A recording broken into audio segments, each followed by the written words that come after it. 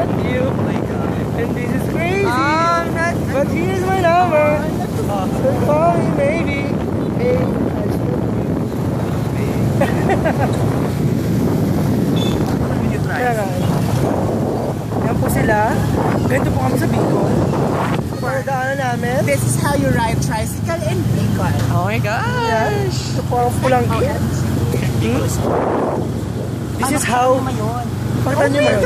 First time mo yun. Showcase mo naman ako, babe. Maulat kasi ulang kayo. Kawawa naman yung manunod dito. Paikot-ikot. Hey, hey, hey! Let's have a break! Hey! Ah!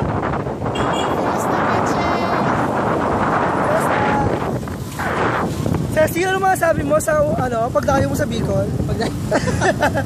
Na-miss nyo mo ba si Cecil? Ito po si Cecil, nagkatago sa Bicol. Ito siya. Siya nagtatago, kaya wanted mo kasi siya sa Cavite ngayon. Pa!